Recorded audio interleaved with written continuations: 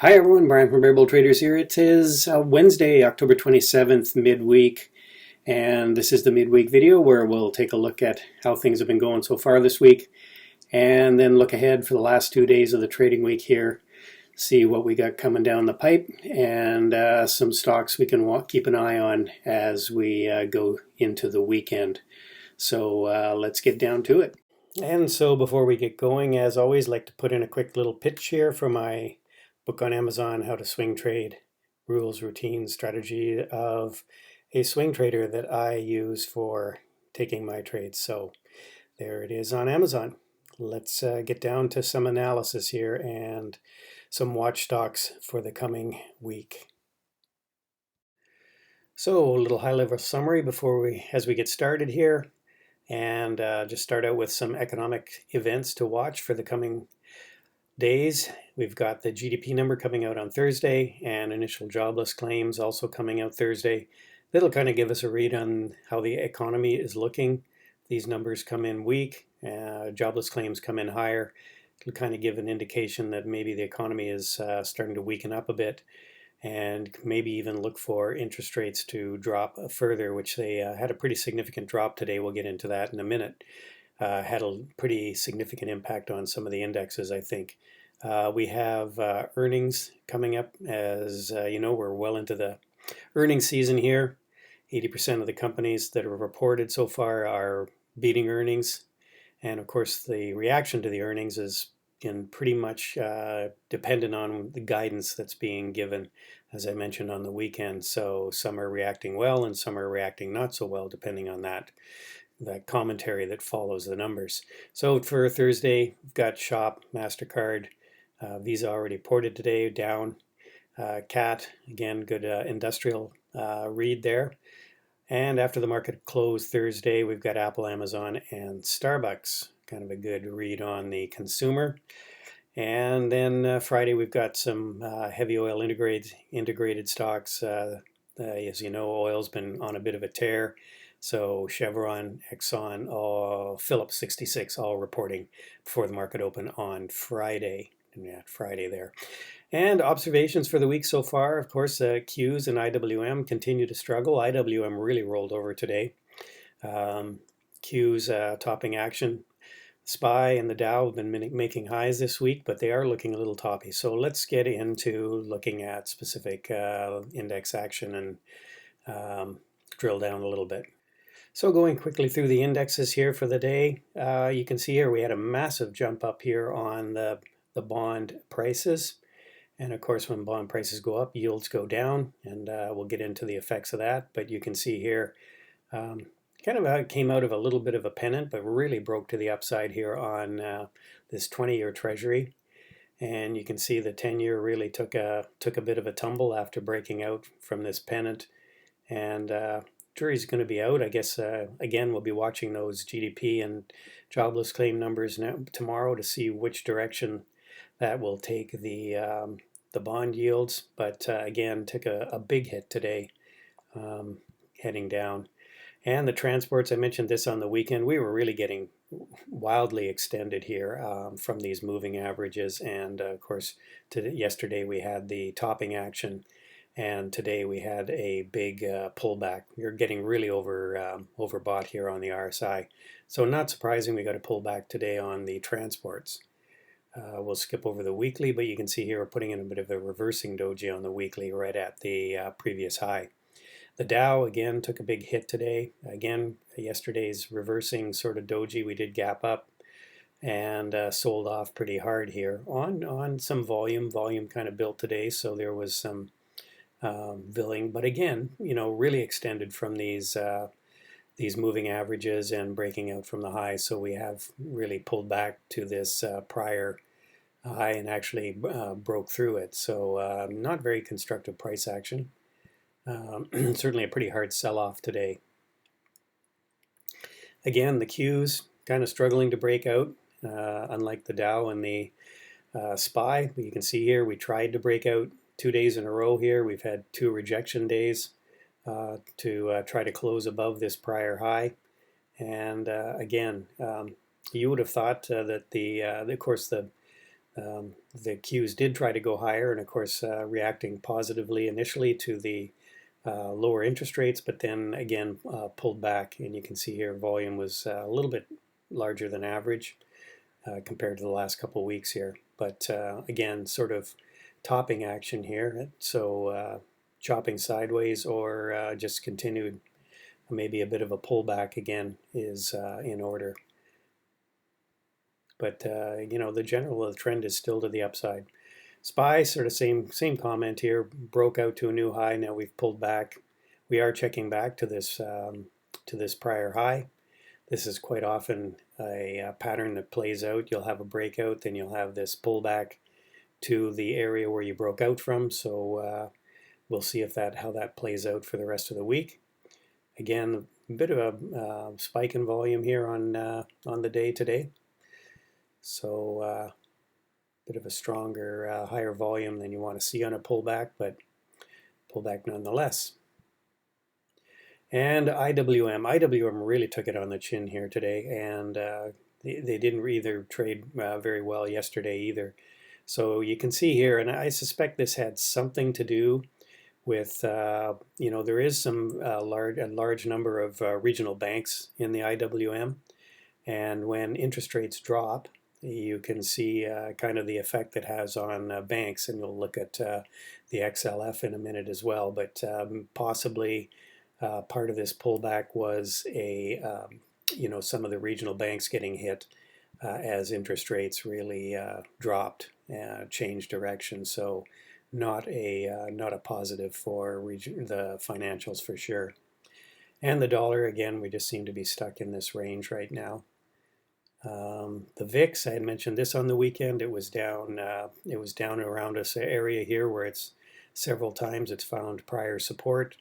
And again, this was a good area to get long the VIX. You can see here we're starting to curl back up on the stochastics, or the MACD, I should say, and stochastics all turning back up. So maybe a few more volatile days here in the remainder of the week. Again, some of those numbers that we're going to get tomorrow might dictate that. And again, you can see here we are getting a bit of a pullback on Bitcoin. This 57.5 could be an area, or we may be in this area where it might be holding. And yeah, so Bitcoin looking like it's pulling back, and 57.5 could be an area where it could hold, or we could actually end up going back down to this 55,000. Should say 57.5 or 55,000 on Bitcoin. Jumping ahead to some stuff that I've got on watch here.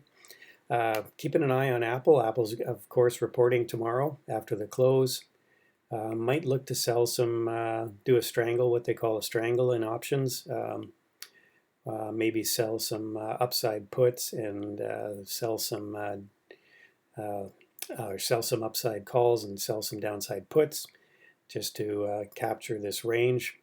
Again, it'll be earnings is always tricky to trade, so I like to really go out of the money on those and just collect some premium and just hope Apple closes within that bracket.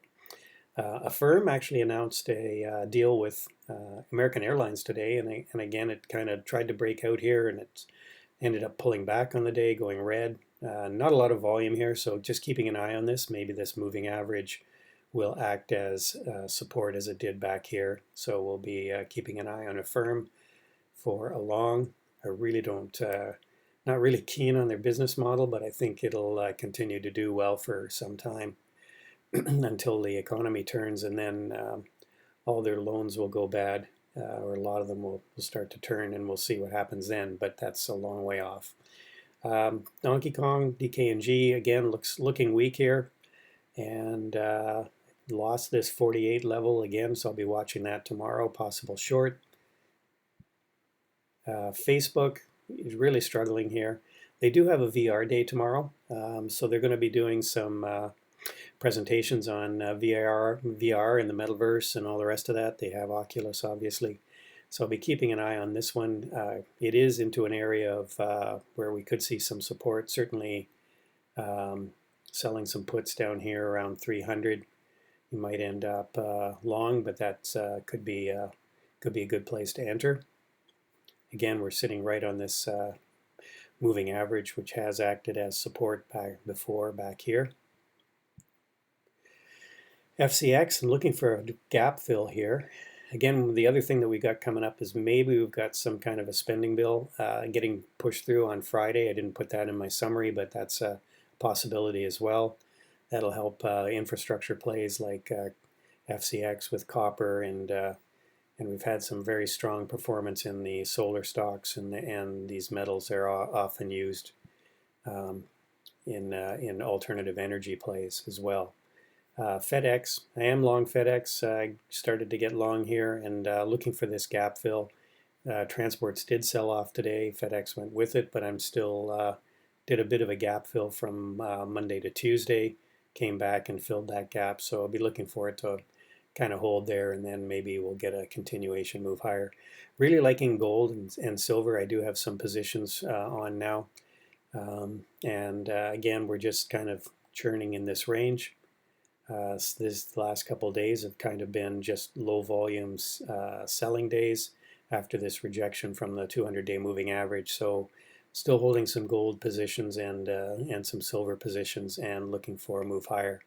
This is the actual gold ETF, and it's again looking like it's going to head maybe heading higher here, well off the low of the day. Goldman Sachs, again, this is just sort of one of the financials I'm looking at again. Topping action right at this previous high back in August, and again reacting negatively to the decrease in interest rates.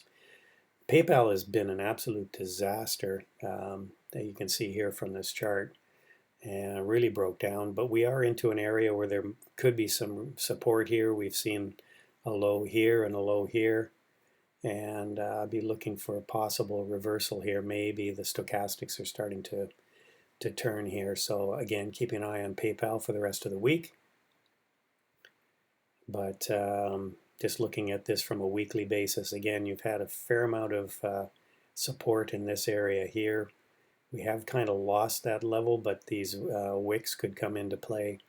And if not, maybe this 220 level may be an area where we'll reverse. But you can see we're into an area of low volume buying and selling.